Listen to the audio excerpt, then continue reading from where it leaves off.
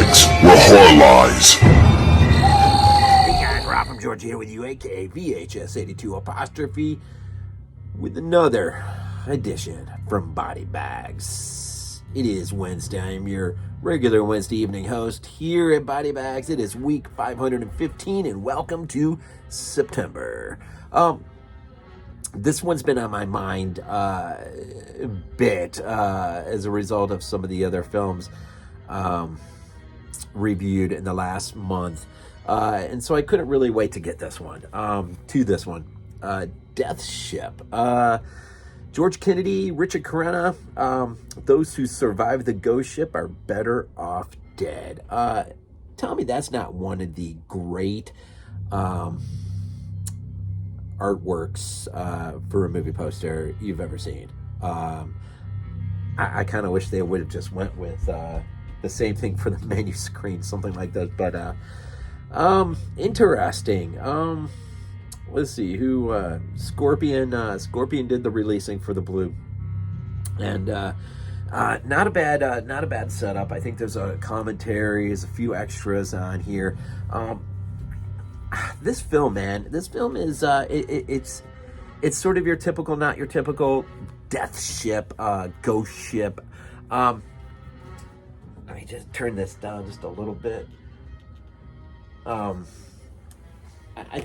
kind of thought I knew what I wanted to talk about when I decided to do this, but I did something I normally don't do.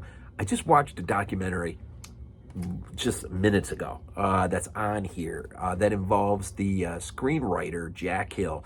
You might know him as the writer-director of Spider Baby, one of the great films ever. But he's also Coffee, Foxy Brown, and a lot of exploitation type films. But Spider Baby, man, is what I love from him. But he's the screenwriter here, and there's a nice little doc on here.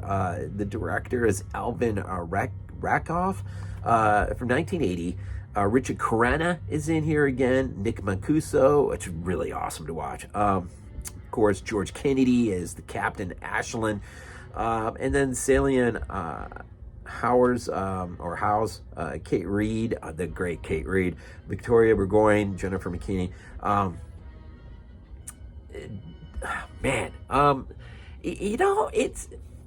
watched this movie a couple times, and I thought to myself, there's some interesting set pieces going on. The acting's great, but there's just something just doesn't feel right about this movie. And so just having watched this documentary and hearing Jack Hill talk, hearing Alvin Rakoff talk, who is a veteran BBC, I think he directed stage TV, BBC TV. This was his big break. It's a Canadian film. He is Canadian or British Canadian.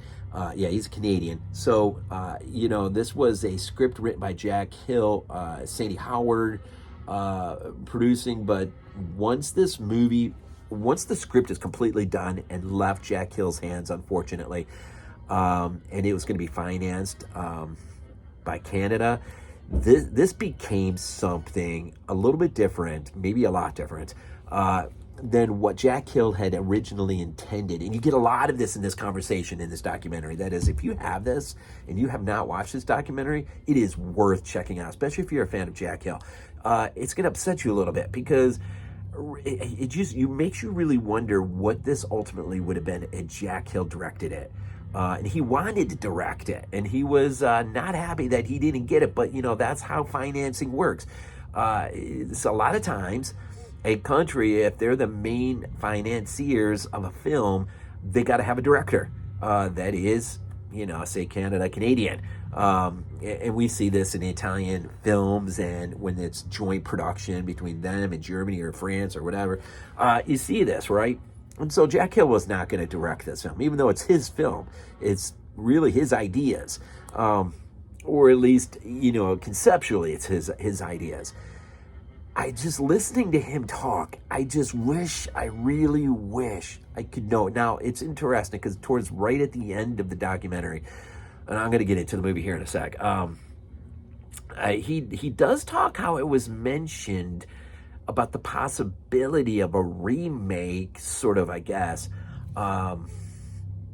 since and use his original script unchanged, let him direct. Well, he had actually written a treatment that was, he believed, better than the original for what he would do later on after the fact.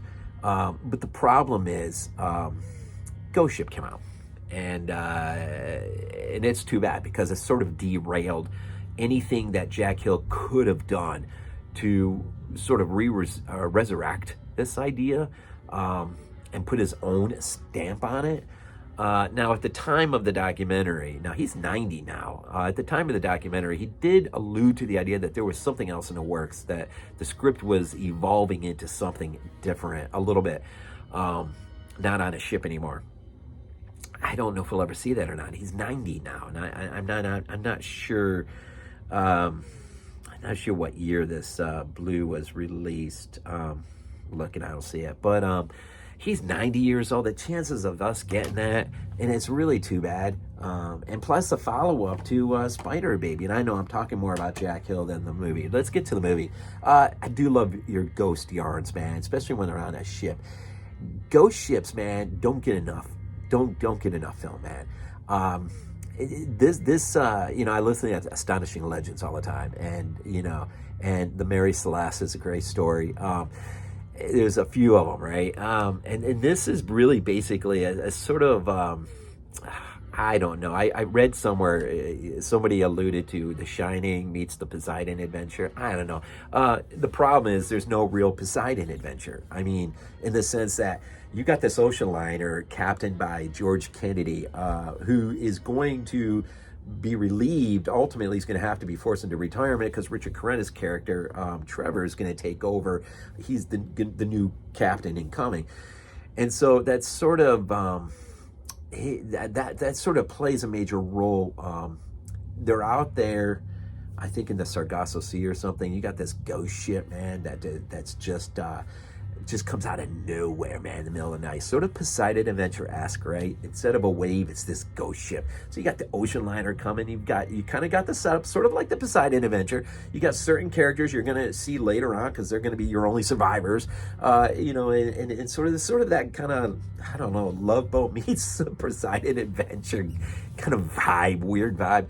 And then out of nowhere, man, this ghost ship, man, just, and that's part you don't get to see. You don't get to see the impact on the ship. All you really basically see is,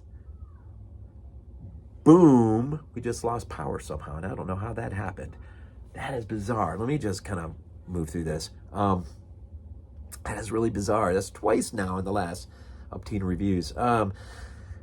Anyhow, this ghost ship comes out of nowhere, just absolutely destroys this ocean liner. There's only a handful of survivors. So, you go from like, boom, and then boom, next scene you see, the survivors in a raft. And then before you know it, the ghost ship is just, towering over them, lowers its ladder, almost sort of invitingly, and our cast goes on up, and then it doesn't take very long before the ship starts to deal with these with the survivors of this ocean liner. But it's it's weird. There's a lot in these set pieces. The shower scene, the bloody shower scene. If you've seen this movie, this is not Jack Hill's idea. He did not want this. And in fact, Alvin Rakoff, who even said himself, this is not his type of movie. He didn't even, if he would have had his way, he wouldn't even have directed it. The only reason he did direct it is because he's Canadian and it's Canadian finance. And he wanted this shower scene trimmed down. But the producers, of course, are thinking about money and everything else. And then even the actress involved in the scene did not want to be in it.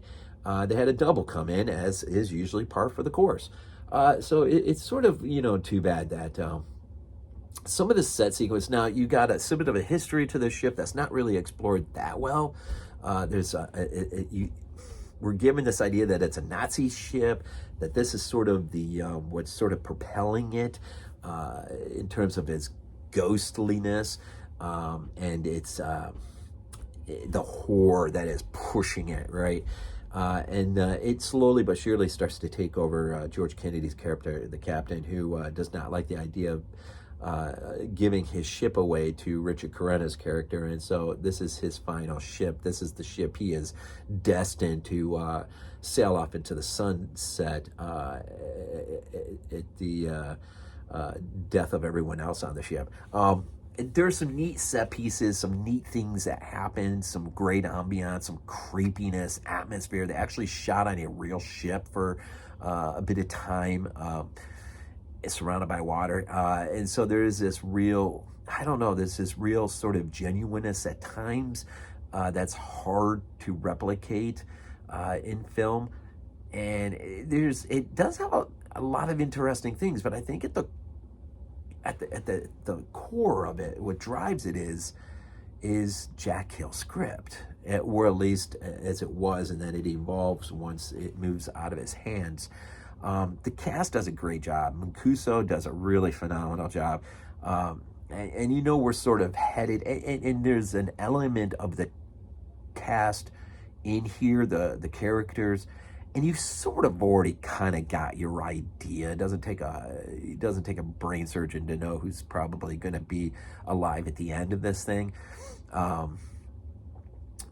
there's not enough ghost ships, man. There's not enough ghost ship movies because those things are intriguing, man. It makes you wonder throughout the world history how many, because of combat, war, and just the horrors of just living this world sometimes, it just makes you wonder how many ships are just aimlessly floating out there, man, that no one ever knows about. And then every so often somebody runs afoul of one. The Mary Celeste is, an idea. It does offer some interesting ideas, and I just wish Jack Hill could have done it. You know what I'm saying? I'm just saying, I wish Jack Hill could have done it. But that's how films are financed and change hands. And in fact, Jack Hill and the director had never even spoken together, and that is a shame. Because generally speaking, I review a lot of Italian cinema, and there's very rarely does that ever happen where a director is not working close with a writer and whatnot. And you just think of what is Fulci without Sacchetti. I mean, so it's just watching that documentary really put an interesting spin on how I look at this now. And I just had no idea. So if you got it and you haven't watched the doc yet, definitely check out the doc. It's definitely worth it. I don't know. It felt like maybe 20 minutes or something. Again, the cinematographer did things like Rabid, Visiting Hours of Unknown Origin. It was only really the minor note that I wrote down. But Jack Hill is the unseen star of this one. Surprisingly, that was a shock to me. Had no idea. It's pretty. So here at week 515, random week, Death Ship from 1980. It's really too bad we didn't get to see Jack Hill return to this source material and offer up sort of his own imprint. It's really too bad because Ghost Ship came along. But anyhow, next week, I do believe it's Universal Week. And then the rest of the month, September. And of course, we always, where is it here? Where is it? Wow. There we go. We always end these things off with Go Bills. This is not a dream. Not a dream. We might be useful to you.